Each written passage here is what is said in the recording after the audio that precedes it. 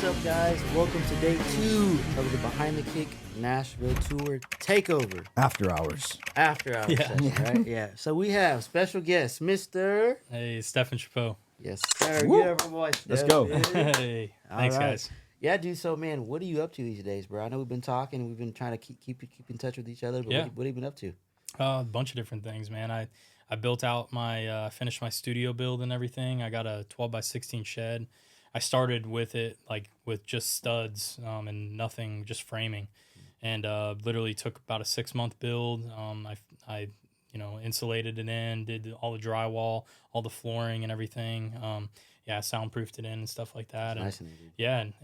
yeah, I created a little man cave for myself, and yeah, now I have I'm able to do recordings and remote tracking and stuff like that, and so that's been taking up a lot of my off time because we're on the off season right now from Bailey. So it's been really great getting to have like that, to seclude to and be able to do that. And then I'm also, learning how to be a new father and everything. Congrats, man. Yep, Yeah, my congrats on daughter that.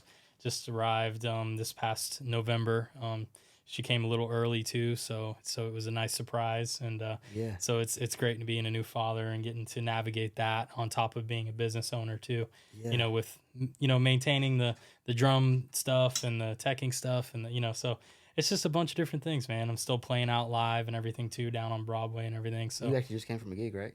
yep, was just playing over at Luke Combs bar earlier today. So yeah, Ooh, man. so it's a bunch of different things. Yeah. So I'm just staying busy and doing the social media stuff and live stuff. So it's I'm just waiting to go back out on the road now too. So You're doing it well, man. So Yeah, thanks. I want to say, man, what's that like, man? Having a family, and especially now, like you're just having that's your first yeah, right? yep. Your First, first child, man, and having all these things like in your pocket, and know that like, hey, like I have to be gone in a couple weeks. yeah, it's a bit. I haven't gotten to experience I went to Mexico, did that. My wife is phenomenal. I mean, I'll start off saying that, like, just to have a What's her name? supportive partner, Kayla. Kayla, shout out Kayla Yeah. behind the Yep. kick says thank you. Yep. And to have a supporting partner like that, and to have such a solid rock foundation at home, I think that's my huge success so far. Again, I haven't gotten to experience the pure pressure yet of being out on the road. Like, we have a 2-week run that we're going to be doing where I'll be gone for 2 weeks straight, and so I'm not looking forward to that. I'm interested to see how that's going to go, being away for that stint of time. But it's just life's challenges and the way that you handle things and the way you look at things, and so it all depends on just what flexibility and what kind of lifestyle that you have around you, and luckily I have a really great one. So That's awesome. Yeah. Man. Yep. I know we talked off camera, man, about your daughter was a preemie. I know I can relate to that, with my whole vision thing and being born in Paddington. Out to man, like what is? Yeah. I know my mom tells me all the time, like that's a scary deal, especially for your first child. Yeah. Like, what is, Yeah, and we weren't expecting it, it happened really fast because it was mainly due to my wife's blood pressure. It was just skyrocketing over the last, couple weeks of the pregnancy, and they just had to take early. And we were going to induce 2 weeks before, and then she came even 2 weeks before that. So, so the original birth date was going to be December 30th, and then they were going to induce on the 11th of December, and then she ended up coming November 26th. yeah. So yeah, it was a wild experience, man. It all happened so fast, especially like in the delivery room. And it was crazy being like the sofa warrior off to the side, like all the husbands and and men go through in that situation. Because you kind of feel helpless. You're just watching your loved one sit there and sometimes in agony and in pain. She's your and best friend too. Yeah, she's my best friend. I don't want to see her go through that, and I can't help her because I'm not a doctor and I don't know what I'm doing or even close to. But obviously I can be a nurturer and be there and be a hand holder and all that stuff. So it was cool getting to experience that and get to to be a part of that, and to see an actual life come into the world and it be my daughter. So it was an amazing experience, and I'm glad it happened the way it did. That's a beautiful thing, man. I'm Yeah. happy for you guys, and Yeah, I thank know you. Everybody on Behind the Kick is excited for you, man. Yeah. For your new fatherhood. Yeah, man. So let's talk about that, man. As far as you've been in the pro touring scene for how long now? Would you say, as far as teching or playing or? Yeah, so it's been about almost 6 years, Okay. in the pro world, yeah, to where it's been high level touring, with very high level guys. So that's been very rewarding. I did a lot. I did high school band and middle school band and marching band and concert band and all that stuff throughout school, growing up.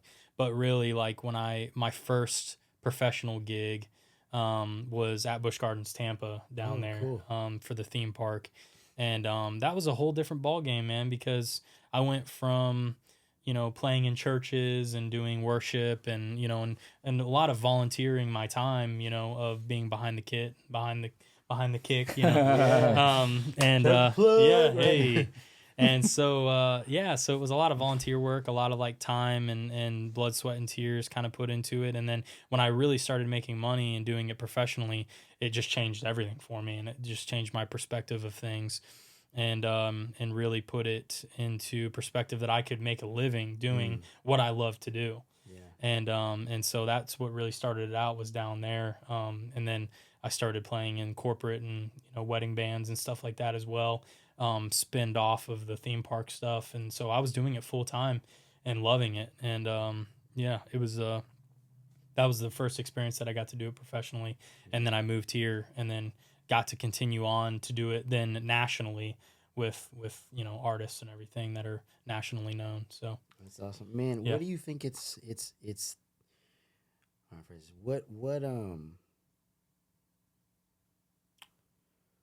What do you think the job of a drum tech is? I know you've been a drum tech for a bunch of different cats and hmm everything. What do you think is the reason for your job being so important? I think it's just dependability, man. And it's just being consistent. It's being available and reliable. Just to throw out some words there, like, and to clarify on all that and put it together, like, you're there to do a job, you're there to do a service, for whoever drummer or whatever drummer you're working for at the time, and you're their right hand man. You're their secretary to, like, what an assistant would be, or in the drumming world, and that's the biggest, and most, you know clarifying way to look at it, and that's like, it's so important to always show up and show out, especially when it comes to being on stage and being available, like always making sure you're paying attention to what's going on, and especially in real time, and making sure that you're there if anything happens, and by anything happens means it could be anything, the pedal going through the kick drum, or sticks breaking and then there's not any backup pairs, so then you got to go run up there and throw some more, or whatever the case may be. You're just waiting for something to happen. It's not if it's going to happen, it's when, what I Mm, mean, because something is going to happen. There's so many elements to our instrument, and it's just a very labor intensive job when it comes to the mindset of, like, being dependable and being consistent with maintaining that stuff, yeah, especially if you're doing it the right way. yeah. So Yeah. is there and I know some cats, like some drum techs, are responsible for like helping with endorsements. Yeah, Do you do any of that? absolutely. Yeah, I do. Yeah, I actually, I can't say anything yet, but we are working on some new stuff and everything for this year. And, like, I reached out to a lot of companies on Max's behalf and everything. And, because I already had the connections from different previous, employers and connections that I had done before.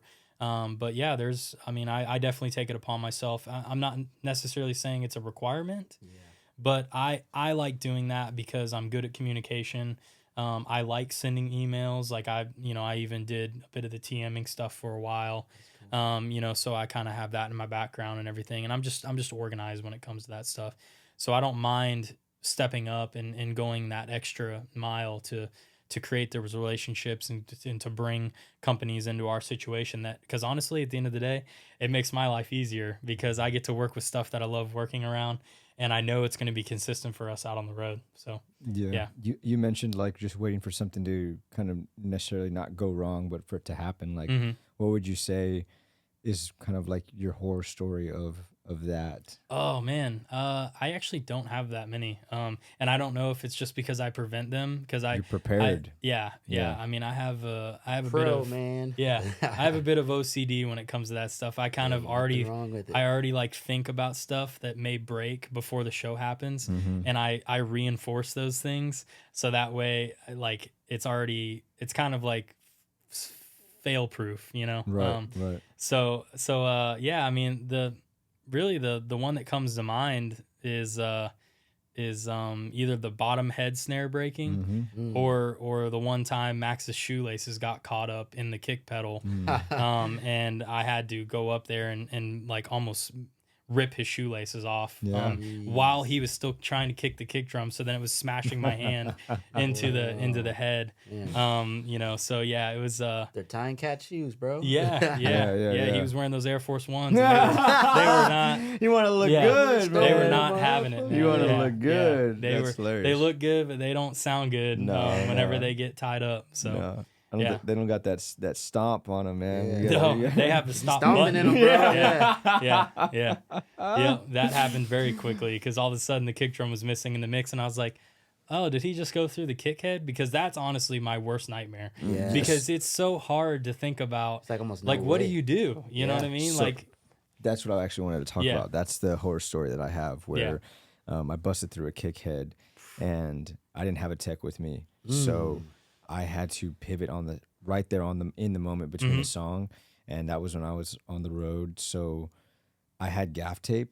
I always have gaff tape right next to me, just whatever, you know. And I must have had made like a couple of tears in the tape to just put on the head itself.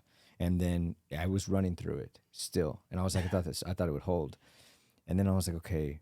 In the next song, I was like, okay, what is what I'm gonna do? I'm gonna take a piece of the tape, I'm gonna fold it, and make like a DIY like patch.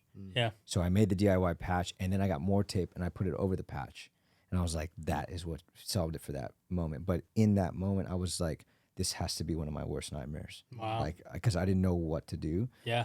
And then, lo and behold, I get off the road, right, and I'm just doing this kind of little gig in Austin, Texas, and my double pedal literally just absolutely just breaks. Wow. And I was like, what's going on here? And both sides were immobile. The right side was immobile, and it was the link that had broke, so there was no action, right? Yeah. Talk about Toast, buddy. Well, the thing was I knew those songs so well, and I had really been upping my game lately in practicing that I could play the part with my left leg. Nice. On the left slave pedal. Nice. You know? Yep. So I was like, okay, I can just play this lead part with my left leg. I had never led lead with my left leg on a bass drum. Did you like close did you close the hi-hat? Yeah, I had to. Yeah. So I had to close the hi-hat. Nice. And then I just started to lead with the left pedal. And it was a small enough show where I just looked at the sound guy and I was like, hey, I know you were talking to me about gear. Like, do you have an extra bass pedal? He's like, I actually do. And I was like, you just saved my life. Like, I would have never been able to go through that whole show leading with my left pedal. Yep. But that was one of those moments where I was like, damn, like, I really do have to bring extras of everything. Yeah. Yeah. Do you what like extras do you kind of absolutely have to have? Yeah, I mean heads are definitely one of them. We have a full set of cymbals for every cymbal. For backups. You know, and I again like it's the worrier in me. Yeah. I always run my fingers around the edges of the cymbals and stuff before, sound checks and stuff like that to make sure there's no frail, right. Hangnails or anything, and then, it's just little stuff like that it's just got to have extras. And we have a whole Gibraltar rack, that we use. So I have literally spare ports for everything. Yeah. And it actually came in clutch the one time because for some reason, one of the cymbal arms got taken off of the rack. I think one of the backline guys or one of the local crew guys took it off for whatever reason when it was going on the truck because they thought it wasn't going to fit in the semi. And luckily we showed up to the next city and it was missing. And so I was like, well, we can do the show, but I know Max isn't going to be comfortable. So luckily I had a whole cymbal arm, an extra cymbal arm, and created a new, new arm for him and everything. He didn't even know it was missing. That's beautiful. Yeah. I think through the main thing that I have recognized through Destroy Drum in the very beginning was connecting with techs, and I recognized just the lack of just what they were needing on the road and just how much other companies weren't providing them. Yeah. And that was what I experienced firsthand, because that was our initial conversation to have with some of these guys that were playing for bigger artists. And I genuinely wanted to take care of people and have them covered on the road. So we were like, you know what? Who needs it more than anybody? It's the tech.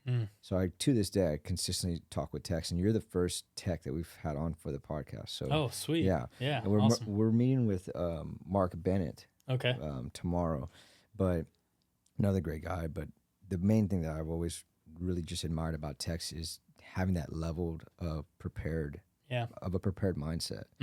What do you bring on the road for you personally that really helps you do your job well? Like, is there anything that's non-drum related that you really like to have there? Yeah, I mean, a lot of it is just like little odd end tools. Yeah, I have a little multi-tool that like I can swap out like screwdriver bits, that are in the handle. Yeah. I really like that. I have an actual Gibraltar drum key that like has multi different grips and twists and stuff like that. Yeah, for different claw types and everything. Yeah. That I use that every single day. I know you said non-drum related, but I also love having a Bluetooth speaker just to play music. Usually our stage manager is playing some wild, crazy stuff. Like, he even plays like Hispanic music sometimes. Oh, heck yeah, man. Yeah, dude, he's got that going on, and it's just a good vibe whenever we're like, loading in, and he's got incense going. I love having incense rolling. You set the vibe. Yeah. And that's also something that I love seeing is when I'm on that stage and I'm looking at people's rigs and I'm looking at like where they'll call like, oh, this is guitar world, this is bass world, this is drum world, whatever, right? Yeah. So you get to see like, oh, this is how somebody has their setup because it's their home. Yeah. And you it's so funny, right? Like you talk about little nuanced tools and stuff, and like I know exactly what you're talking about, because to a T, somebody will bring things from home just to make it homey. Yeah. And this could be like a frame of somebody. This could be like some little goofy toys or whatever, like anything. I've seen the craziest stuff, but it's so cool to kind of jump into somebody else's world, specifically in the tech line of things, because you start to see, okay, this is what makes this person comfortable enough to do this job, because you're just kind of sitting back and waiting for that thing to go wrong. Yeah. And I think the best thing that I've ever seen somebody do one time, I was at ACL side stage, and it was for Foo Fighters. And I talked to Yeti, their tech, before, and such a cool dude. Like one of the best dudes out there that runs at a high level gig, right? Nice. And we're talking, we're chopping it up. He's showing me the kit. We're going over just, I never had to imagine that we would have done that, but everything's kind of already built and it's ready to go since they're headlining. He's like, yeah, come back here, and we checked it out. And then lo and behold, Taylor comes out, we get a photo and all that stuff. He's super cool. Nice. But it was really neat to see him set up behind Taylor, because this guy is in a lawn chair and he has a cooler next to him. Yep. And I'm like, that is probably the coolest setup that I've ever seen for someone as a tech. Absolutely. Because you think about it, 2-3 hour show, you best believe that you're going to be comfortable wherever you're at. Yeah, you got to. Yeah. Do you have anything like that set up? I don't, not yet. Yeah. We haven't. We're just getting into more of the headlining stuff, because we've been doing a lot of like festivals and stuff like that, and a lot of like, Country Thunders and stuff like that. So now that we're going to be going into the amphitheaters this year, I'm hoping to get a tech box built out. Yeah. Because I've still been doing like a fly rig kind of box.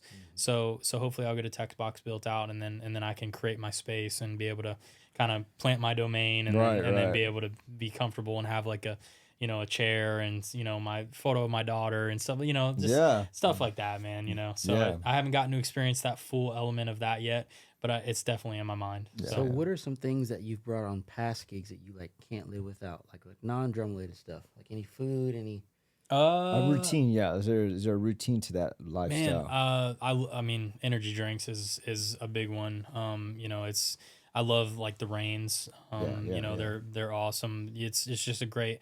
I'm not a huge coffee guy. I've gotten more into it, but I like drinking it to where it actually benefits me. I don't just drink it every morning just to drink it, you know. Right. Post on the IG stories. Yeah, yeah.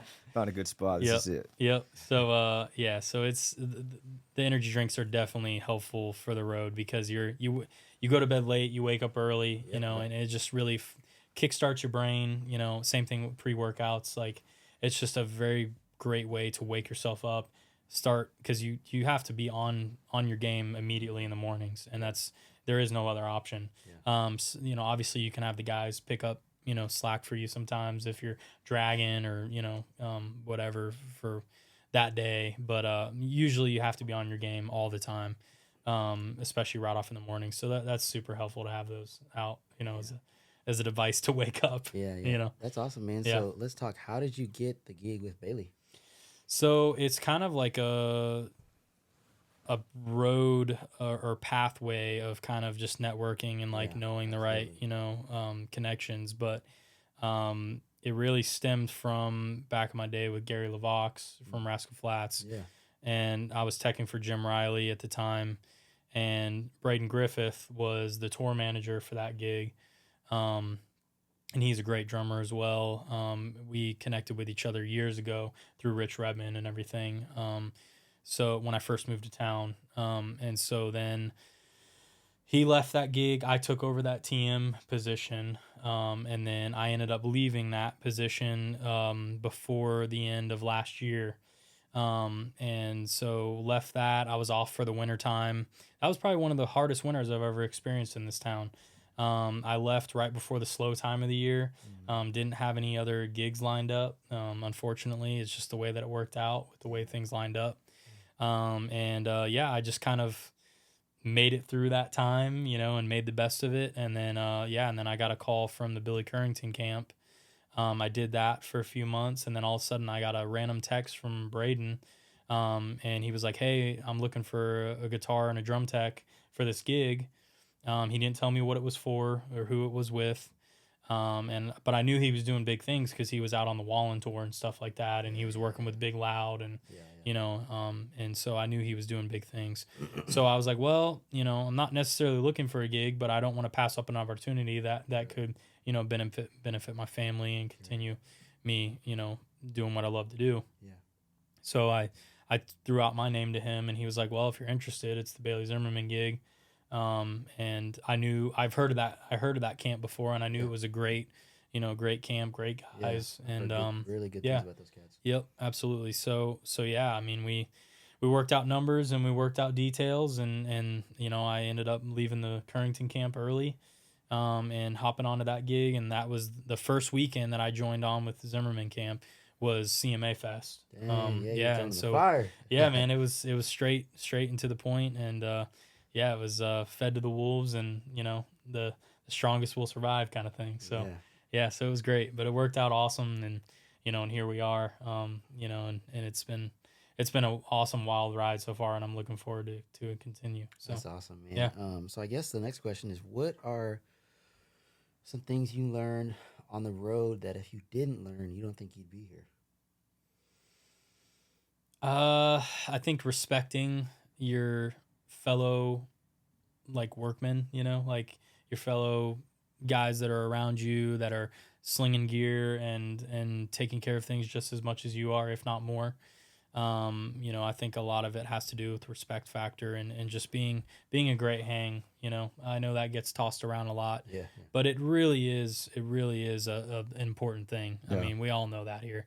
You know, it's because if you're not vibing with people, and you know, especially when you get shoved onto a bus, you know, and you're going down the road and you know, having those conversations, and if people aren't feeling you and you don't have the right things going for you, I mean, it's just, there's a disconnect there. And at the end of the day, if that's what's going down, and if that's what's being brought to the table, it's probably not going to last very long, you know? So yeah, that's a huge one. Is just being a good hang and respecting everyone around you, you know? Yeah, I think we've gotten that a lot, especially because, you know, you've really cut your teeth and you put your time in, you know? Yeah. And I think that really, I think, speaks for itself, right? People come and say, oh, like, what do you do? And then who else have you done this for? And like, do you have a a kind of like a fact sheet, right, and a resume, so to speak. Yeah. And I think that speaks volumes because that's where like that respect is earned, and you go, okay, like, you know, your worth is seen in what you've done in the past, right? Yeah. Did you always see that as something that you were aiming for when you kind of got into the game? Because as a drummer, we're all like, I don't know. You can correct me if I'm wrong. Like, maybe most drummers don't see themselves end up being techs. They always want to be the drummer for the gig. Yeah, absolutely. Did you come from that perspective, or where you're like, no, I want to be in the tech side of things? No, I didn't come from just automatically thinking I was going to be a drum tech, you know. I still have that aspiration and that dream to be behind the kit and behind the kick, you know. Yeah. And you know, I'm gonna keep doing it. But I still have those, you know, that the dreams and the aspirations for that. And it's not to say that I'm dwindling down those, or like, you know, discouraging myself, you know, or dropping myself down to a stooping down a level, you know. Because I think a lot of guys, or a lot of like musicians, look down at, you know, the crew guys, or the, you know what I mean. And it's there's been a lot of history in that of almost feeling like you're just slinging gear and that's all that matters, you know what I mean. And I think that you know, kind of vibe just needs to be exited from the room. We're going to do that right now. Yeah, we are doing that as we speak. Let's make it a thing. Yeah, we're going to make it a thing. Because what I'll say is like, for anybody watching, and really maybe they don't understand this, is I have seen great, phenomenal techs jump in and be the drummer. Yeah. Yeah. Yep. Maybe not for that band that they're teching for, but they'll get the call. Yeah, because absolutely. of how great of a person that they are and how hard of a worker they are. Well, think about it too. I mean, you know, that drum tech is watching that show every night. You know what I mean? And if they're a good enough drummer and they can sit in for the show, I mean, that's your first hire. If you're the band leader and you want a good show, you know, especially for a one-off, you know, where a drummer is sick or whatever happens, like, and the show needs to go on, as the saying goes. I mean, that's your guy. You know what I mean? Yeah. I mean, that's who it should be, because they know the show in and out, you know, because it's muscle memory to them just as much as the drummer is. Right, So, right. yeah. I saw, I think it was Tanner, he had picked up the In Flames gig. Okay. And I had known him as a tech for years, man. Like, I want to say a hard decade. Yeah. And playing like those 200, 300 cap rooms. And even actually playing those rooms. He did a stint with Chiodos, which is like old school. Wow. Yeah. And I was like, wow. Like, when I first saw him get the In Flames gig, I reached out and was just like, dude, mad respect and props and congratulations on that, because I know you as a tech. Yeah. And I know I've seen the work you've done. You know, I saw him play that Chiodos gig. I was there. And I was like, dude, now seeing him put the time in. It's a lot of, I think it's a time thing when you are on the road and you're out there with your artist, but it's also your drive. Like, what do you want out of it, and how much bigger of a gig do you want to take responsibility for? Yep. Because I think that's a high level gig, especially depending on like if you're running the tracks or the click forum or whatever you're running tech wise. Like, there's different entities to all of those things, because absolutely. You see some of these techs that are just running the playback and all of this tech behind it, right? Beyond my means of understanding it, but like, well, and they turn into an additional band member at that point, because they're running the show just actually more than anybody else is, because everything is time coded at that point. Yeah. So they're running the lights, they're running everything. Right. And massive, you know, kudos to Isai, who is our playback tech, and he is a phenomenal. I mean, he is the fourth band member on stage, because he is, I only know one Isai, and he lived in Texas. Okay, yeah. There's What's another his one. last name? Luego. Yeah. I'd have to. Okay, I'm gonna just. Yep. Yeah, he's awesome, man. I get to sit next to him, because we're usually stage left with each other, and man, he is just, the way that he can command things on stage, and the way that he makes things flow, and just, it's just so effortless, you know. He knows what Bailey's gonna do before he even does it. You know, there's a certain specific way that he just is such a pro, and everybody in our camp is like that. That's the coolest thing about it, is that we all just riff off of each other, and we all just make each other better, because everyone is just so pro in our camp. And it's such a cool environment to be in. You guys probably are noticing that these cups were emptied when We tuned out last time. We did a quick battery change, and now they are filled. Thank you, sir. In Nashville fashion, I'm having y'all drink out of boots here. We got boots in the house, so you feel free to explain what we're about to indulge so in. it's good Appalachian moonshine here. Comes from the mountains in Gatlinburg. It's called Sugarlands Distillery. So it's you know that moonshine show on Discovery. Yes, so it's these guys that distill it up there. That's cool. So it's these guys' stuff, Sugarlands Distillery, and this is apple pie moonshine. So phenomenal. Thank you for bringing this. Yeah, absolutely, man. Yeah. This is what we get when we go after hours, guys. This is Different. literally the after hours side of Behind the Kick. So Behind the Kick nightcap, right? Yeah. That's it. So cheers to having you. Yeah. Thank you. Cheers. Thank you. Cheers, guys. Cheers, boys. Yeah, cheers, everybody.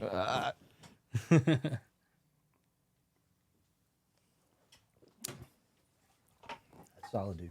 So you get the apples up front, and then all of a sudden, that pie crust comes in on the end. You taste that? That's good, man. Yeah. Real smooth. A little oily. Yeah. Yeah. Last time I had Coat your mouth. Yeah, I'm feeling that. Yeah. Like, and only a little bit of burn. It's not bad. not at all. I don't taste anything. Yeah. So we were talking about when we did the whiskey tour thing, but I want to say I have a moonshine story. So yeah, dude, this is ridiculous. So I had a buddy. Shout out Dylan, man. That's my OG homie, like from back in the day.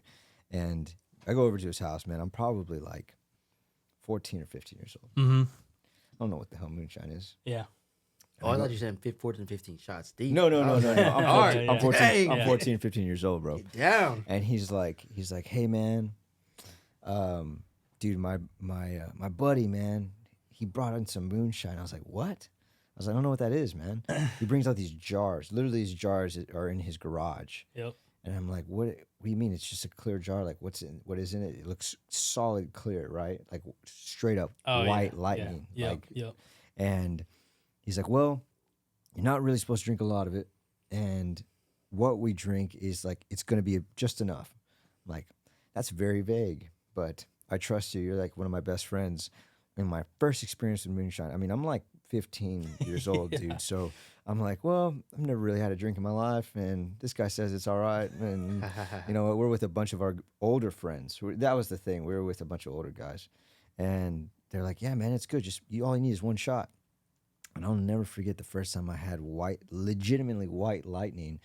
And dude, I about hit the damn ground. Brewed in the backwoods. Yeah. This thing knocked Then me. the hair on your chest just went. Yeah. Oh, Yeah. I not only became Sasquatch, but I was on fire at the same time. Yeah. So all of a sudden, I had the power of a 9-foot animal while being on fire. Yeah, it was legit, dude. But yeah, that was amazing. But the whiskey distillery tours, man, like over there in Louisville. Those are cool, man. Yeah, you been, Chris? I have, man. Yeah. I have. When I was on tour out there, we did all that stuff. That's cool. Yeah, I love that stuff. I'm actually we're flying. My wife and I are flying to Charlotte, North Carolina tomorrow morning, and we're gonna go do some whiskey tours and stuff like that out in Charlotte and everything because we're celebrating my birthday early. My birthday's March 4th.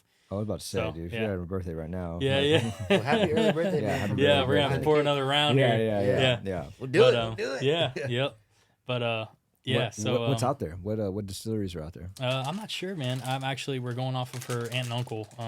They're gonna kind of just give us the tourist, you know, rounds and everything, and show us some different distilleries and stuff like that. That's cool. Yeah, that's really cool. Have you ever been out there before? I've been through Charlotte, but I haven't been able to explore it like we're going to. Yeah, I've been more like towards Raleigh and that area. My grandparents have a place up in Cashiers, North Carolina. Okay, it's up in the mountains and everything, and I'd go there when I was younger.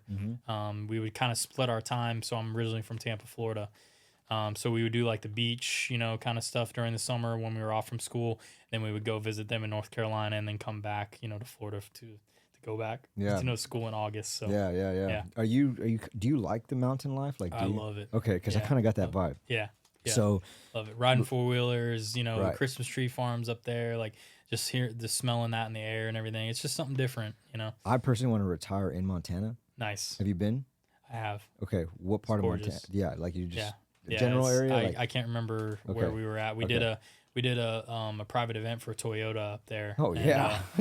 It was at one of the ski lodge. It was at Big Sky. Okay, that's probably the prettiest, most well known. Gets a lot of shoots and things like that. Up there. Yeah. But we were at a ski lift resort up there, and man, I got to do the ski lift and everything and just go up. It was absolutely, everything looks like a painting there. It doesn't look real. Oh, you know, love it. like what do you do? You Yeah. know, you just stare at it and you just feel like you're on a gummy or something like that because you're like, what is it? You know what I mean? Like I'm riding high right now. yeah, it just doesn't look real. You're like, I don't understand this concept right now. Yeah, and I feel like the kind of the B+ version of that is Colorado, Yeah. right? Yep. Same. Yeah. So Yep, absolutely. you get that kind of vibe out there. Have you played Red Rocks? Not yet. Yeah. We're doing it this year. Dude, Yeah. everybody's doing Red Rocks this year. Like we just talked to a previous guest that was doing it. That's a bucket list venue for me. Yeah. Just Same. the vibe and stuff, Yep. and being able to go out there. But Yep. yeah, man. I mean, what are you thinking, Chris? You want to kick it off into a segment? Let's do it. All right. So we got 6 segments, Okay. and the way that this works is you basically get to choose the first one that you want to go off. All on. right. So we got just the drummer, in the pocket, out of the pocket, 4 on the floor. Welcome the pain, which is Gets deep. it gets deep, and then character over chops. Okay. Let's do a 4 on the floor. That's Okay. That's one of my favorite patterns to play. Yeah. So what do you do when you are off the road? Man, I love smoking cigars. Mm. That's a big hobby of mine. I love just getting to. I'm a big kind of like home hermit. You know. I've been very blessed to get to be able to live out in the country and get away into seclusion a little bit. I'm still close enough to town. I'm about an hour from Nashville, where I'm at. But I just love being on my property and just like we have chickens at home and we get our own eggs and we have a greenhouse. My wife grows veggies and stuff like that. So yeah, and she makes her own salsa, makes her own pickles, stuff like that. You know, Forget the Hey, moonshine. when's dinner, dude? Yeah, bro. I would have Jeez. had some salsa. she just started making sourdough bread from scratch. Dude. Like, dude, I'm telling you, man, I struck a winner for sure. Behind the cake dinner at Stefan's, right? No, Yep, we're that's having right. part 2, Bring it part on, 3 bring it over on. here. Yeah. We're gonna ask her Yeah. to come on. Yep, Hey, absolutely. They actually just want to talk about the engagement. You know, they want to talk about the honeymoon. Yep, They yep. want you on here. Yep. Bring Yep. all the snacks. Yep, Yeah, absolutely, man. Yeah, We're we'll have obviously- like a buffet of just homemade stuff. We're obviously a big snack Yeah. kind of thing. So yeah. So like, would you say that the cigar life and not cigar life, but the cigars and like having that home life, would you say you have a hobby besides drums out there? Is there something out there that I love drawing. Okay. I Okay. love, Cool, man. I love looking at pictures and just, replicating them on paper or, drawing like Disney characters or, You big like whatever. Yeah. pencil guy, pen guy, ballpoint pen? I start out with pencil and Yeah. then I'll color it in with, cool, yeah. colored pencils. I'm a big watercolors guy. I like to. Nice. Yeah. I've done a few of painting with a twist with my wife. Yeah, those are Um, fun. Oh, yeah. Those are a lot of fun, man. I don't know if I could I haven't tried doing a painting by myself, like from scratch. Yeah.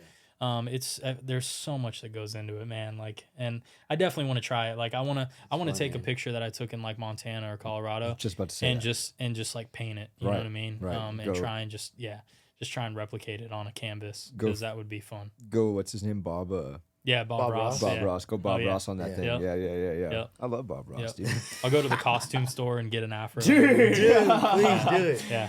We'll just have you on the podcast Yeah. just painting. Yeah. This is Yeah. So after today, hours. people, Give me your best We're Bob gonna- Ross. here we Hey, go. We're gonna guys, have happy trees. Yeah. Yeah. We're actually gonna go behind the kick and paint a kick Yeah. drum for you today. love- Stefan's gonna paint a kick drum for you today. Yep. You want to Love be it. real Yeah. gentle, really gentle. Yeah. Look Nice. at those lines. Yep.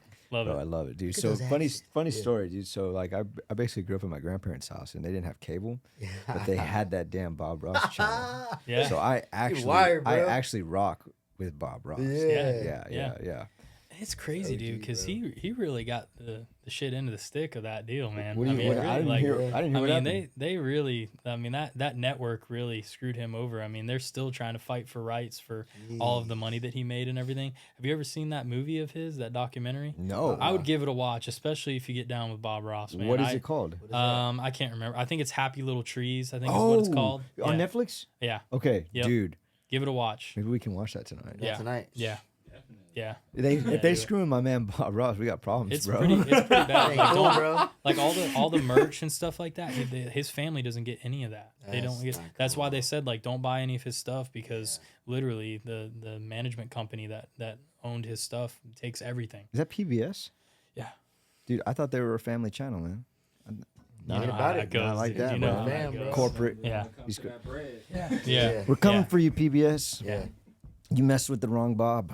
Yeah. Yeah. The fat. Yeah. yeah. Okay. Perfect, my man. Yeah. So we have this other thing that we like to say. That's an inner circle thing between us three. Is it's this thing we say, cut the fat, Nice. and it's kind of when it's hidden, when things are hitting the fan, Mm-hmm. and somebody's kind of jumping out of their chair or even just jumping in the air because of how hot they are, Yeah. and we go, dang it, this it's just after We're hours family, stuff, bro. bro. We're family. Yeah, man. yeah. My boys. So I just kind of frame this the correct way. So whenever somebody is jumping in the air from frustration, they might say some things and have a long way of explaining things. Yeah. And I'm just like, yeah, man, I get what you're saying, but just cut the fat, man. Yeah, just tell me what's going on here, right? So you'll say that like in actually on this podcast, like you'll if someone's carrying on too long, you'll say that like. That's just the first time we've actually said Yo, that on dude. the Okay. podcast. All Good right. story, bro. So Yeah. number one, don't ever give this guy your number, bro. Yeah. Because dude, no, I'm telling you, man, Watch, in the mornings, watch. in the mornings we'll have like Monday meetings, right? Every morning we'll have a meeting, right? And they'd be like, "All right, guys, I'm coming and swinging. Cut the fat." And like we're like, dude, it's 6:30 in the morning, bro. Why you going on my man. phone, bro? We're going. We're locked in. Yeah. So you're a morning guy then. No, Okay. not at all. I Okay. like to sleep, but Okay. I haven't been able to lately. Okay.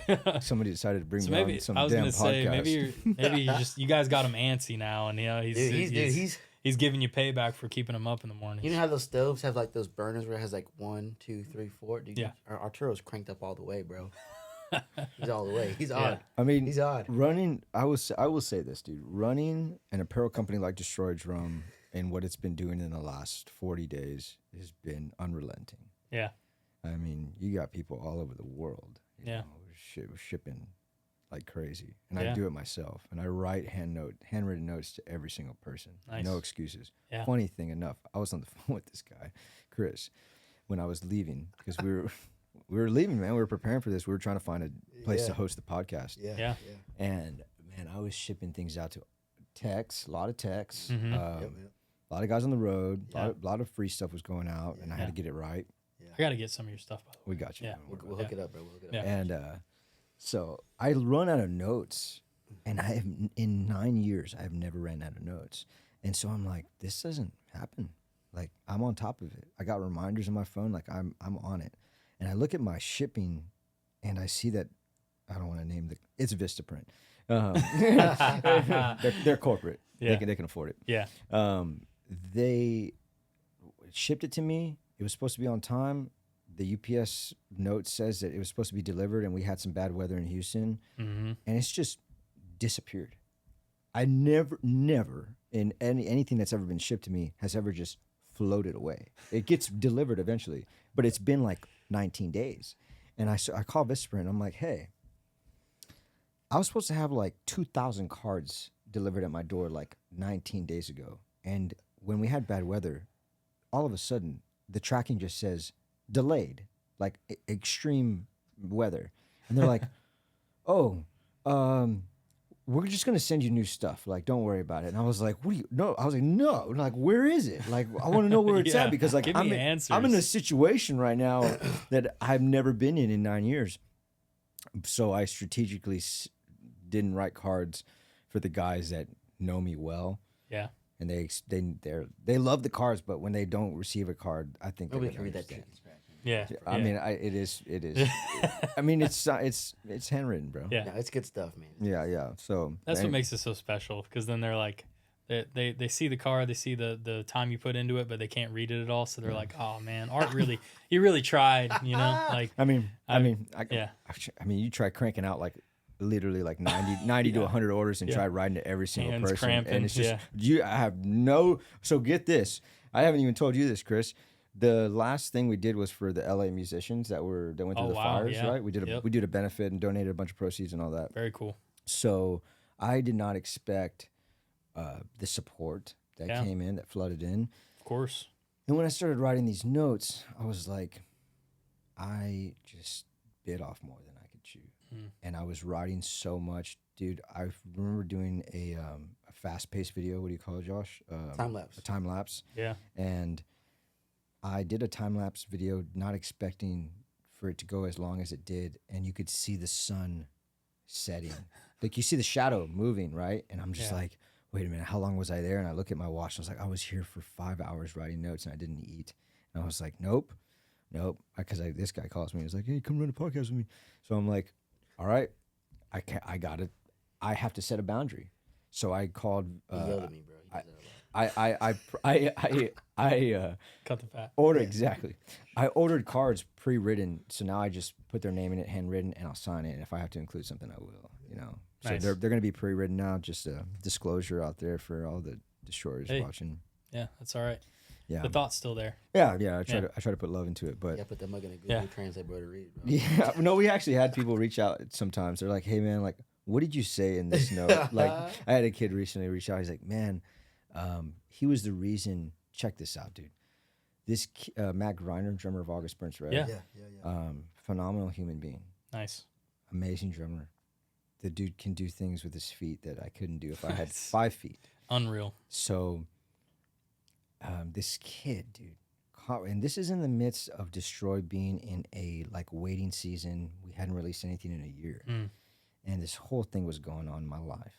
And this kid comments randomly on Instagram and goes, "Man, I have that Yasad signature artist tee, drummer for Pepper, that we did a while back." He's like, "Man, I'd love if you guys did a Matt Griner tee." And he commented on Matt's post. He, I don't know. I think Matt may have been wearing a Destroy shirt or something like that. And he just had, I don't know where he came up with this and tagged us.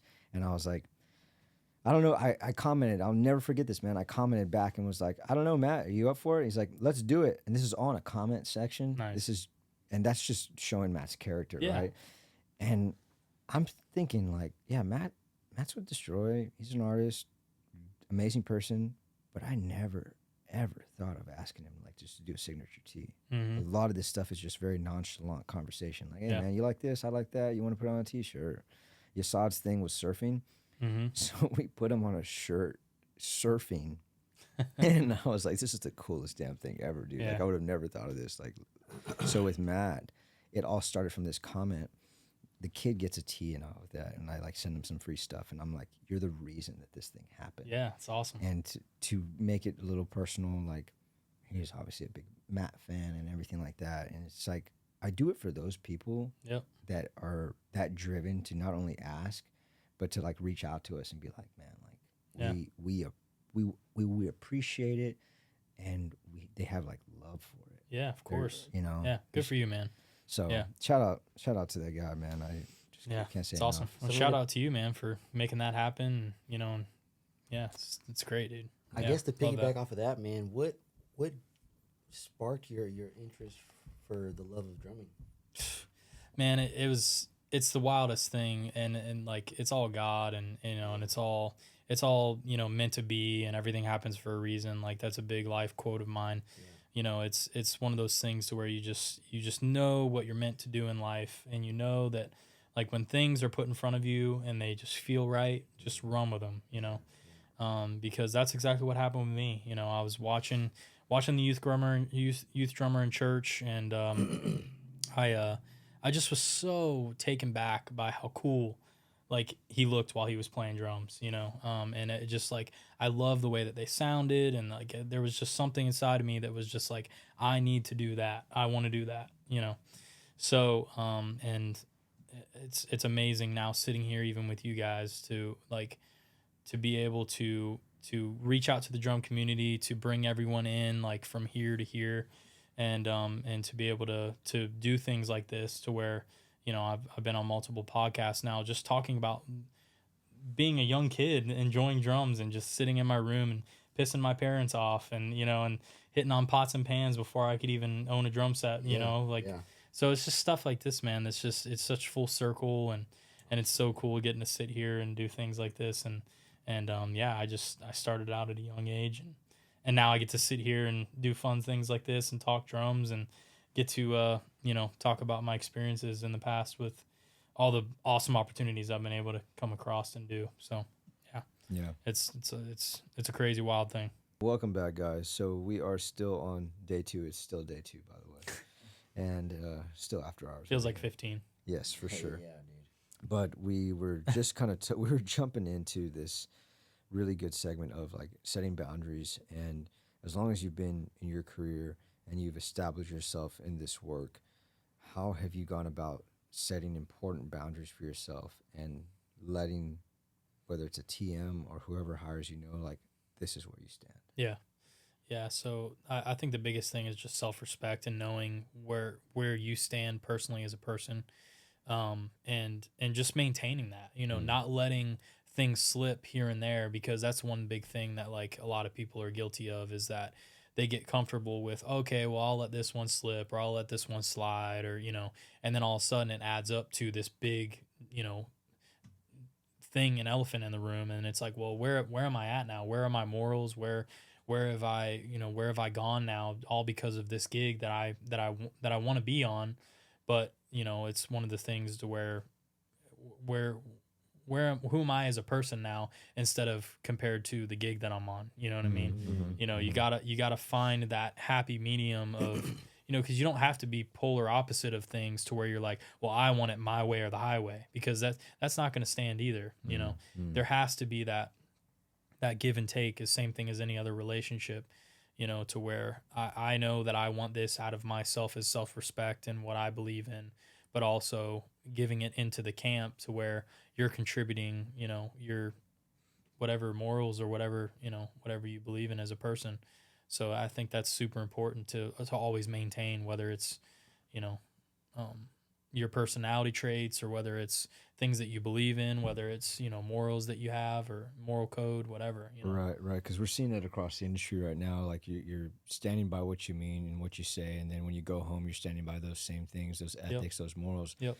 When you've gone into this and as you've grown as a person, have you had to look at yourself and go, okay, like, this is what I'm actually willing to change about my habits or my own morals, because you want to grow? Oh, absolutely, man. I am a totally different person because of this industry. In good ways and in bad. I was about to ask, yeah. I mean, there's definitely negatives to things that I wish that I didn't have in my past, with changing who I am, and, to compensate for a gig or whatever. But there's also, I mean, I've gained so much knowledge and so much respect for myself, and confidence, in myself as a person, because of being in this industry and being behind the kick. And there you go, dude. Oh, man. And you're hired. Hey, Josh. Yeah, marketing. Behind the kick. Marketing isn't a problem for me. Okay. But yeah, man. I mean, it's just such a great thing to experience, And at the end of the day, that's the big thing to do too, is looking at the glass half full, not half empty. Because it's, a lot of people sit there and think about, well, the negatives of things, and they stack up and then become a big thing too. And if you can just eliminate those things and make it to where it's a positive, then it's always going to be a positive. Correct. Yeah. I love that. I love that perspective. Yeah. And since we're on that perspective, let's cut the fat and let's get into it. So we like this segment called Welcome the Pain, and I think we're ready for it right now. Okay. So, like, what is something that you struggle with when it came to changing? I think it was just my pride. I think it was my ego. I think it was just me thinking that things had to be a specific way when they didn't need to be that way. I was so stuck in my own ways, even though I was such a young kid. For example, like whenever I was playing in the theme parks, like I immediately went into that situation thinking that I was the shit and that I was the man.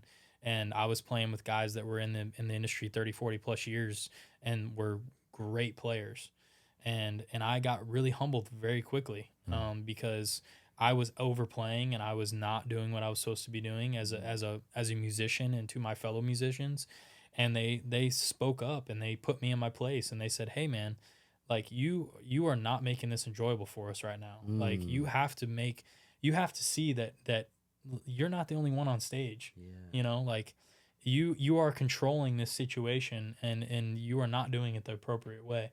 Yeah. And so that was super humbling for me. And I think getting started out like that in the professional world and being told and that I needed to change, and that really opened up the sponge method for me, where I just took everything in, and that really, like, that dropped my walls down, and that dropped my pride and ego down to where I just was able to take things in, and process them. Yeah, I think there's a point where you have to say, okay, like, if I'm getting all this feedback, like, there has to be something that I'm doing, not just saying, oh, well, Stefan, you, or, oh, Art, you, da-da-da. Like, it's you, bro. Yeah. And I love that, because at the end of the day, when you have that perspective and you're able to kind of dial back and go, oh yeah, it's me, and you're on a high level gig or wherever you're at, you're playing at these parks or wherever, it's just like, wow, like I kind of have to put all this glitz and glamour aside and go deep. Do you have a story, whether it's personal or professional, on the most painful experience in your life that has helped you change for the better? I think it was going through my divorce.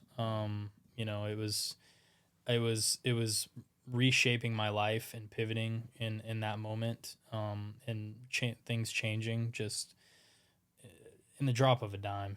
I think having so much stuff go on with such a big thing in my life, like in a short amount of time, and being able to adjust and like spin things around to where I could go back towards like something that I knew I was meant to be. Like, I knew I was heading towards a direction to where I was going to be happy. I was going to be a lot more, positive and a lot more healthy. And so I think going through that, almost 3 years ago now was a huge thing in my life that was meant to be. As crazy as it sounds, it just made it to where I was, I'm in a much better place now because of it, and I'm a much different person because of it. And honestly, this whole past year, I've been going to therapy and stuff like that, and talking through things, and just learning more about myself as a person, and shaping things in my life that I want to be improved in and better in, and that's then in return giving back to my professional life, because me as a person, I know, is more balanced in that fashion, which then gives back to every other element in my life. Absolutely. So, I appreciate you sharing that, because absolutely. It's heavy when it comes down to those things that you actually kind of have to talk about and you have to bring to the light. And I think that's a whole nother kind of area where when you start to bring things to the light as a professional and personally, you automatically pull those layers back off that onion, and you get to the core. You pull the root. You cut the fat. You understand why you do what you do, why you think the way you think. You look at the habits. You look at your defense mechanisms more than anything. Yeah, it's a great way to put it. And when you pull that root out, when you dive in that deep, and you do it on a professional, on a personal level, you can let anything go wrong. Anything can happen. Like, everything could literally hit the fan all at once. And this is just me speaking personally. Like, in the last 400 days, every little thing could hit the fan, and all of a sudden you're like, it's all right. Yeah. It's good, because I'm good with me. Mm-hmm. I'm good with who I am. Yep. I'm good. I mean, I'll put it to you like this. Like, I was hearing this guy's testimony one night, man, and he was just like, it almost drove me to tears. And he was just talking and talking and talking, like, and one line that I heard from him was like, I'm not good enough for everybody, but I'm good enough for the one. I'm not good enough for everyone. I'm good enough for the one. Mm-hmm. And I knew where he was talking from a faith perspective. And I loved that, because it just hit me so hard that, like, I had consistently just strived in my personal and professional life as a drummer to be good enough for everybody else. Yep. And I was at that point, I was just like, screw it, dude. Mm-hmm. Like, I'm done being a people pleaser. It's too much pressure, man. You gotta let that go. That's one of the biggest things I worked on in therapy was letting that control factor go. Doing it for my parents, doing it for the fans out in the crowd, doing it for my loved ones, doing it for my grandparents who don't think I'm going to be successful because they're old school and they don't know what the music business is, like, not think I'm going to make any money. Like, all of that stuff just piles up on you as a person, and then it just puts all that weight on your shoulders. You have to let it go. Right. You have to let it go, and you have to continue to let it go, because when you feel that freedom is when everything just feels so good. You take a breath, you can it's almost like you're breathing for the first time. Yeah, man, you're not drowning anymore. You're not like my brother says, he's like, I'm not, man, this is heavy. Like, coming from like really, like literally like living in a laundry room, you know, like literally like having to like pull yourself up every day and go like, okay, I think it's going to get better today. I think something is going to change. Right. And I guess I'm just that guy that goes like, okay, I'm not waiting on anybody to save me right now. I just can't. Yeah. But it also comes from that long line of like divorced parents and like, okay, I don't really have somebody to come in and save you, right? But to each their own. So what I was going to say is how my brother used to say, like, I'm not living to survive anymore. And when you get to that point in life, sometimes for most, it's like after you've gone through like hell and back, like you're like, okay, like I get it. But it's one of those fine line situations when you're living life and it's hitting you so hard that in today's society, you speak heavily like on therapy. And we had Elizabeth Chan on, who's a counselor and also a phenomenal drummer, but it's what's missing in the industry for those that are masking that pain. Yeah. And that is why this segment is so heavy, because it's like, no, we welcome it here. We're like I told Josh earlier, like, if you're gonna hit me, like hit me hard. Like not literally. Josh wasn't gonna hit me.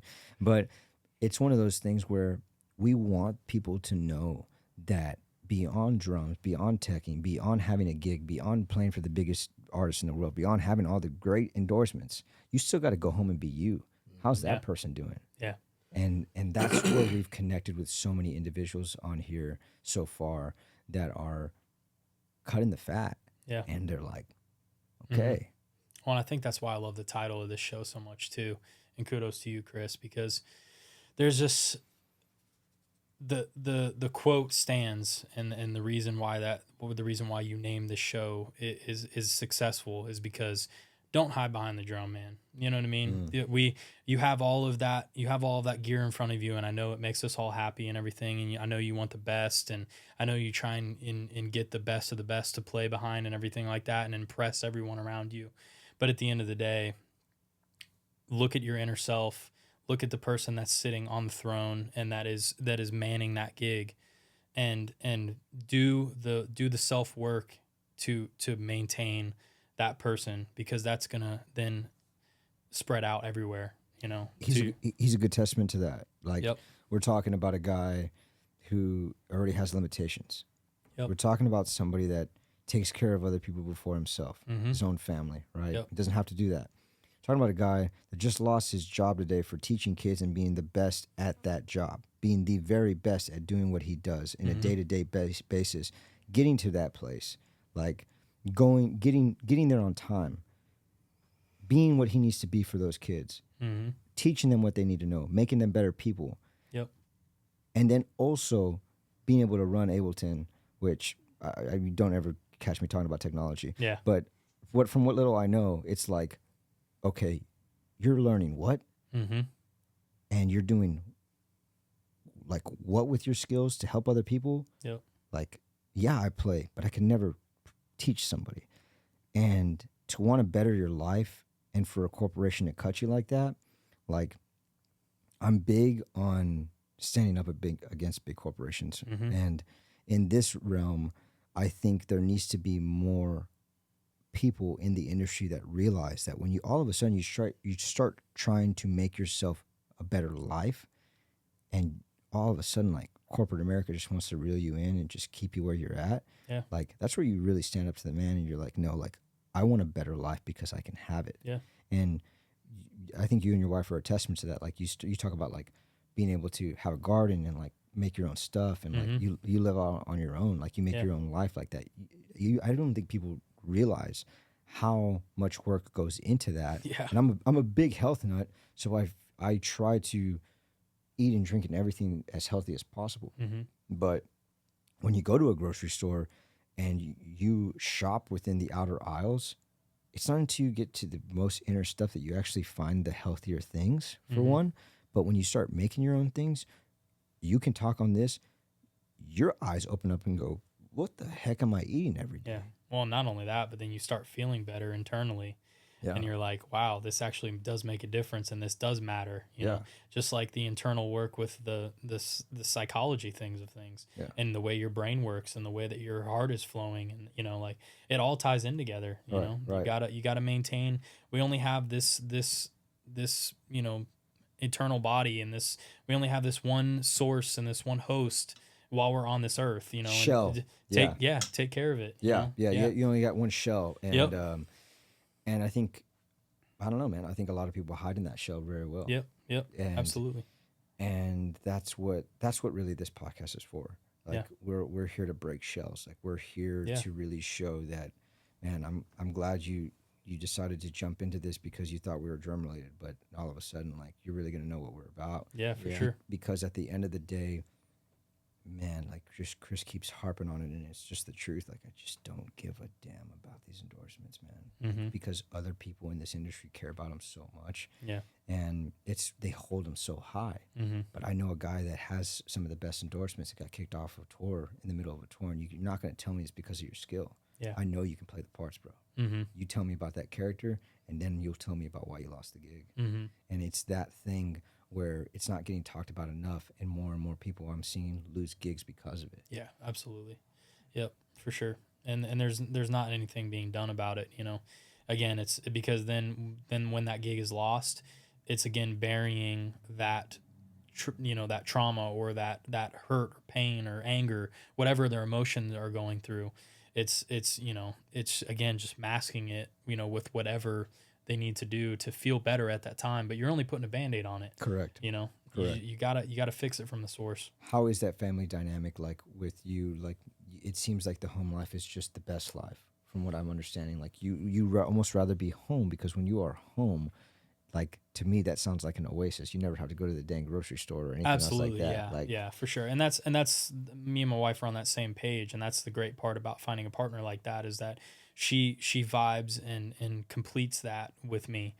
She wants to do things like that. She wants to put in the extra effort to make sure that we're eating healthy and and living that lifestyle, and so it's cool getting to have that want and excitement matched, in a partner. So and it's super important, and it goes underappreciated, obviously, being on the road and you're like having to eat catering every day, or you're having to eat fast food and things like that, which that's a whole nother conversation on how you balance that. But when people are maintaining that lifestyle, I know some guys that get on the road and they have a life like an orb of their own on how they eat and exercise and to keep that consistency. And I think a common theme that we've been talking about is that consistency to keep doing the work and kind of stepping up to the plate and really swinging hard, because you never know when you're going to get another chance. And then when somebody else is looking and going, hey man, I want to call you up for this gig. I'm not going to tell you who it's for, but I know your character. That's it. Yeah. And that's the beauty of this, really, is that you've experienced that tenfold. Yeah. And that's where you put yourself in the situation where you're like, man, like, I'm freaking making it, man.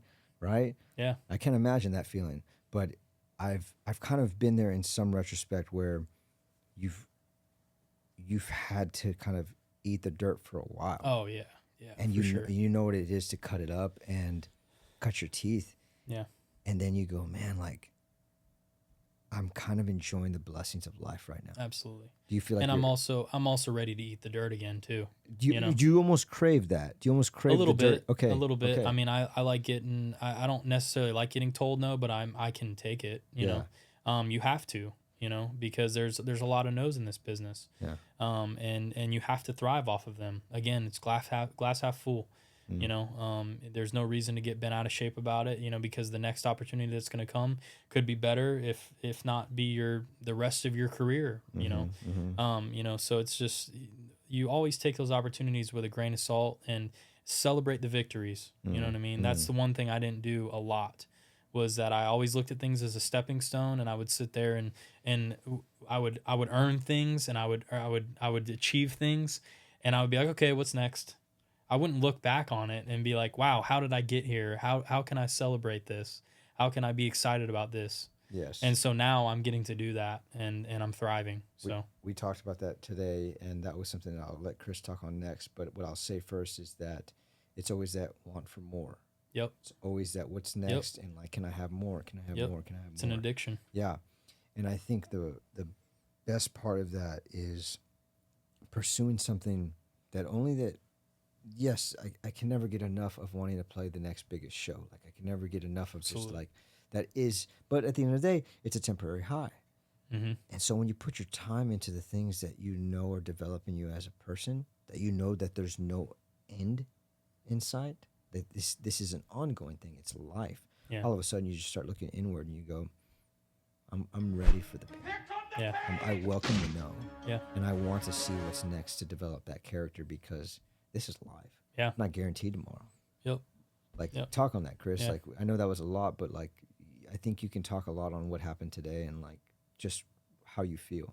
All right, Chris. So your take on that last piece based on the information, experience, and then today's result. Man, kind of to touch on that, dude, like, I can't say that I guess it's hard to put it in words because I'm still processing, right? Like, Of course. I came to this trip, you know, and I just want to hang out with my buddies, right? With the purest intentions, just catch up, get lunch, go, you know, do the podcast, whatever. And I was teaching, you know, 3 days a week at this, you know, not even that, maybe 4, right? 1 to 9, 4 days out of the week. And I had all sorts of kids, you know, I had 4 and 5-year-olds, 6-year-olds, couldn't even reach the pedals, bro. but I was determined to make them have a great lesson. And that's all I cared about, was to make these kids have a great lesson. And then, you know, just to kind of like get let go, you know, it hurt, but I'm like, man, like, okay, what's next? Well, the good news is, you know, I'm going to go home to a great support system. I got my family I'm taking care of, my grandparents, taking care of them. And it is a lot. It is a lot trying to gig, trying to be a 24-year-old, right? You know, and take care of elderly people. Yeah, kudos to you, man. And you know, change them and bathe them and do all the things. And then also trying to navigate, you know, this podcast stuff. And, you know, I'll be out on the road starting in March. It'll be fine. But like, that's just weekend stuff. And what if that artist, like, what if she decides to, like, I want to do a solo tour? Like, then what? Yeah. You know? And Happens, so, like, man. doing that, like, I think, like, and something that I've learned is you got to be okay with every situation. You have to learn how to find those little nuggets of, like, you know what? It's going to be cool. Yep. It's going to be okay. You know, there's always something. I think we can all say that our comfort zone is, man, like, when I got that phone call today and said, hey, you know, like, this is your last day, like, man, like, all I want to do is go find somewhere to play drums, right? Like, that's my comfort, you know? I think that's for all of us. I know Art, you know, he's dealt with all that too, is like, it's like, for me, the person behind that kick is somebody who cares about other people. Yeah, I kind of feel like, dang, man, like, was I really the one being cared for? Like, it makes you think, you know, and you know, that company was great. They were great, you know, and I'm gonna still go there. I'm gonna still shop there. But it's like, it's just one of those things where you got to just kind of look back and be like, you know, I did all I could do. Even on a gig, right? You get let go of a gig, you know, hey, you know, it's not working out, you know, Stefan, yada yada. We're like, man, well, you know, you can't beat yourself up over that. Right? You know, I gotta learn 30 songs before the 20th, bro, and I'm here all week. Yeah, you know, and it's just what it is. It just has to happen. And if you want chapters something of life that bad, you're gonna make a way. You know, there was no plan B for me. It was always music, and I'm not gonna let my vision. I'm not gonna let anybody tell me, "Oh no, man, find something else." Nah, bro. Yeah, there's no need to. There's no need to. So I guess with that, what is the best piece of advice that you can give somebody for just, I won't even say drums. I'll just say as a human being. Yeah, I think it's just chapters of life, man. You know, it's adapting. You know, and making sure that you're staying on top of your own self. You know, and helping yourself get through those tough times, and also letting people in to help you, because if as soon as you shut people out, one of the biggest things that I know I've done personally was I'll get frustrated with the loved ones around me because they're my closest asset. Yeah. And then I'll take it out on them because they're just there, and that stuff needs to stop, because it's just it's not healthy. It's not a way to do it. They're there to help you. And you just got to let people in, and then soak all that up in, and then do that self-work to then spread it out for everyone around you, and do the same thing. You take it in, you give it back. It's just it's that happy balance of life to where, and I'm no expert in this, and I'm still trying to create this good, vibe in my life, but that I've definitely experienced it firsthand, and can say from experience that it's just best to just take it in and give it back, to people around you. So, yeah. And that kind of plays off to like learning how to accept help. Yep. Absolutely. Yeah. That's a really good one, Chris. Yep. That's a big thing. Like I know for me personally, and I can touch this myself, is like, we talked about this off camera, right? Like, if you're going to hire Chris Whitaker, you're going to have to know that, hey, dude, I got a visual impairment. It's just what it is. Yep. But I can do all these other things. But if we go to a Waffle House at 2 a.m. and I ask you what's on that menu, you better not have a problem reading it to me, bro. Yeah. When he first told me that story, it kind of choked me up. Yeah. I was like, dude, you got that problem? You call me. I'll get on the road with you. Yeah. I was going to say, I'll read a Waffle House menu to you anytime. Yeah, man. I got you. And then you tell me who has a problem reading it, because then we're going to have a problem with that cat. There's a joke, man, where we were on the road mode. Shout out Caleb Grant, man. My Caleb Grant, Corsicana's own, man. We were in a Waffle House, dude, in like, I want to say like Arkansas or Alabama. And he walks in, he goes, hey, they got that Corsicana. My buddy's blind. Y'all have menus in Braille? And like, dude, everybody was like, yo, what is wrong with this cat, bro? That's awesome. And like we get to the table, bro, and she's like, no, and I'm just like, I'm like acting more, I'm just like, oh my like God, doing all this, bro. But it's like an SNL skit. Yeah, dude, yeah. But and you know what, man, like it's a testament to the music industry. There's a lot of bad apples, right? Yeah. But there's a lot of people that are just here for the music, and especially in this town in Nashville. That's what I'm seeing. No pun intended, right? Yeah. But I'm learning that, and I think this behind the kick tour or whatever you want to call it, like it's a combination of good information, but even better hangs, and that goes back to just how to get a gig. Just be a good person.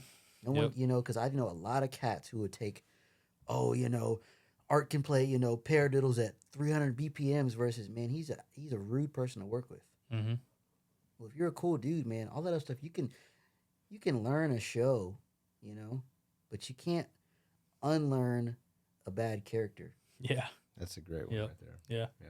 It's awesome. And I think that's so important, right? Because we talk a lot about that. In this today has been a day, and we talked a lot about how you can be the 300 BPM guy. You can be that dude and just be a ripper. But if you can't hang, man, like you can have all the stick flips and twirls in the world, brother, and you're just not gonna get it. Yeah. And I have seen that from other people's experience. So when I see it, and I have the question of like, dude, I know you can play that gig. You start to look at the character, and I think that's just a beautiful way to wrap up, Chris. Like, you look at the character, and he just said a line that we'll have to go back and will probably be the title of this thing. But yeah, I agree. It's something that you don't see enough of in this industry, and the more that I think we start diving into it, the more we're gonna see how important it is for that character. Because I can speak for these guys all day when he's asked that question. The number one thing I keep hearing is a good hang. Like, just all day long, that's been the only thing that I've heard consistently. The money, the time at home, those kinds of things. Yeah, of course. A bunch of factors that go into it. Yeah. So, I don't know. Take us home, Chris. Well, man, this has been day 2, the very last episode of day 2, with my man. Hey, Stefan Chappeaux. Peace, y'all. Thank you, guys.